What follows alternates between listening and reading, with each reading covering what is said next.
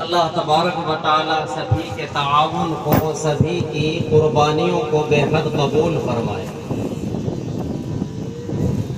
یہ مدارس اسلامیہ ہمارے دین اور ایمان کی حفاظت کے ذرائع ہیں۔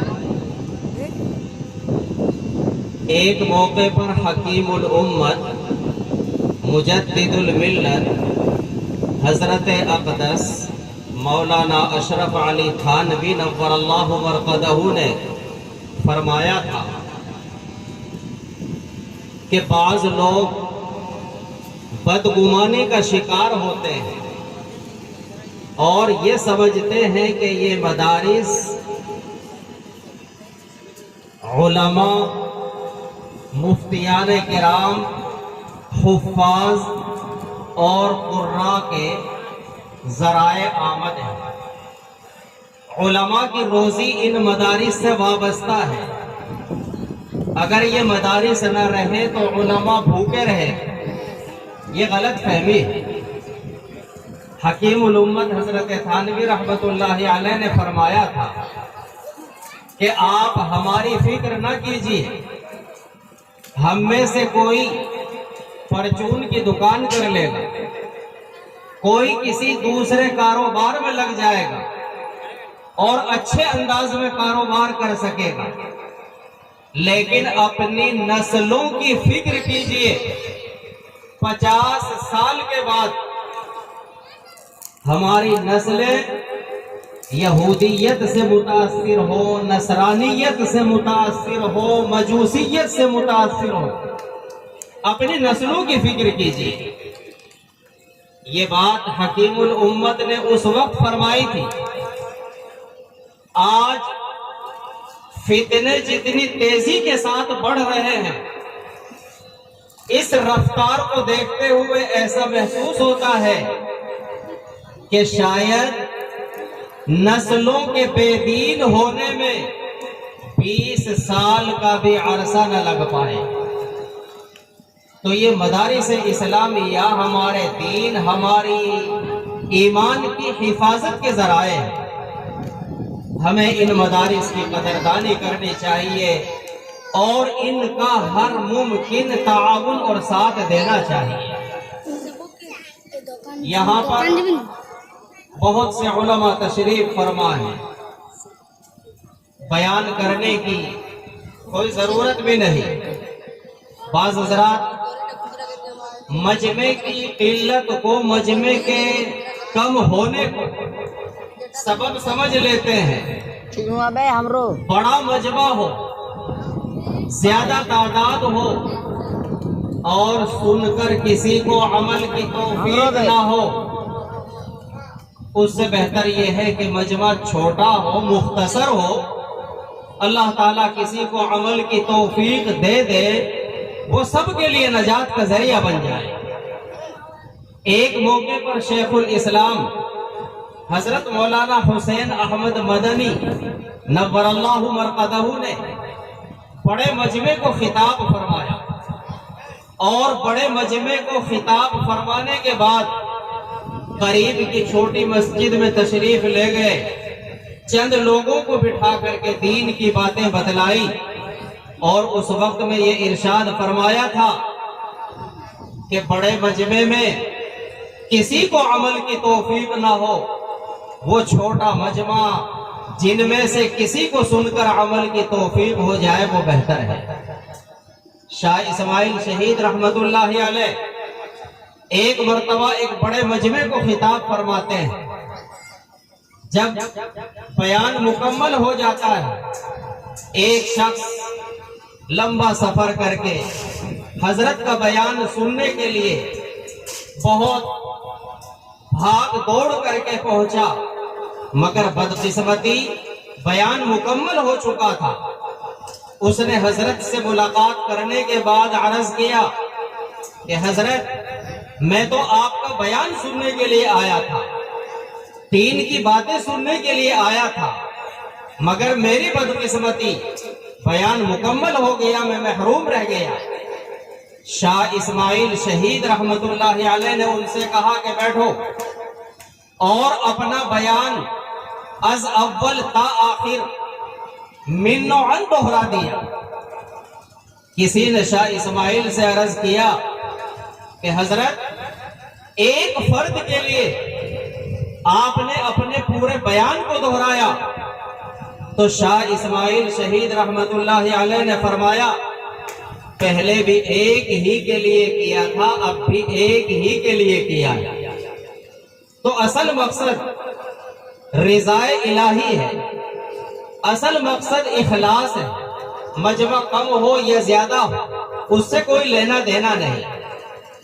ہمارے بزرگوں کے بزرگ امام ربانی ابو حنیفہ ثانی حضرت مولانا رشید احمد گنگوہی نبر اللہ مرقدہ سے کسی نے ایک مرتبہ عرض کیا کہ حضرت بعض مقررین کو عجیب ملکہ ہوتا ہے، بڑی مہارت ہوتی ہے، وہ جب چاہتے ہیں مجمع کو رلا دیتے ہیں اور جب چاہتے ہیں مجمع کو ہنسا دیتے ہیں۔ تو امام ربانی حضرت مولانا رشید احمد گنگوہی نبر اللہ مرقدہ نے فرمایا یہ کوئی کمال کی بات نہیں ہے، اصل کمال یہ ہے کہ دین کی بات اخلاص کے ساتھ کہی جائے اور عمل کے جذبے کے ساتھ سنی جائے۔ جو بات اخلاص کے ساتھ کہی جاتی ہے اور عمل کے جذبے کے ساتھ سنی جاتی ہے، علماء نے لکھا ہے کہ وہ کبھی فائدے سے خالی نہیں ہوتی۔ تو ہمیں یہاں عمل کے جذبے کے ساتھ سننا ہے اور جو دین کی باتیں اکابرین اور علماء کی زبانی سنیں ان کے اوپر انشاءاللہ عمل کرنا ہے۔ اللہ تبارک و تعالی ہمارے اس مسیح العلوم مدرسے کے جلسے کو کامیابی سے کامرانی سے ہمکنار فرمائے۔ آپ حضرات نے بارہا سنا ہوگا کہ اللہ تبارک و تعالی نے انسانوں کی رہنمائی کے لیے راہ راست سیدھا راستہ دکھلانے کے لیے انبیاء علیہ السلام کو بھیجا۔ تقریباً 1,24,000 پیغمبر تشریف لائے اور اللہ نے ہر نبی کو زمانے کی مصلحت اور موقع کی نزاکت کے مطابق معجزات عطا کیے۔ مثلا حضرت موسیٰ علیہ السلام جب دنیا میں تشریف لائے اللہ نے نبوت سے سرفراز فرمایا۔ اس دور میں جادوگری اپنے شباب پر تھی، ایک سے بڑھ کر کے ایک جادوگر ماہر جادوگر موجود تھا۔ اللہ نے حضرت موسیٰ علیہ السلام کو جو معجزات عطا کیے، علماء نے لکھا ہے، روایات سے معلوم ہوتا ہے کہ اللہ نے حضرت موسیٰ علیہ السلام کو 9 معجزات عطا کیے۔ قرآن کریم کے اندر بھی صراحت ہے وَلَقَدْ آتَيْنَا مُوسَىٰ 9 آیات بینات، 9 معجزات عطا کیے۔ ایک طرف فرعون کا ظالم بادشاہ کا دور ہے، قرآن کریم میں جس فرعون کا ذکر ہے فرعون نام نہیں ہے، نام اس کا ولید ابن مصعب ابن ریان ہے، نام ولید ہے، باپ کا نام مصعب ہے اور دادا کا نام ریان ہے، اور اللہ نے اس کو 620 سال کی لمبی عمر عطا کی۔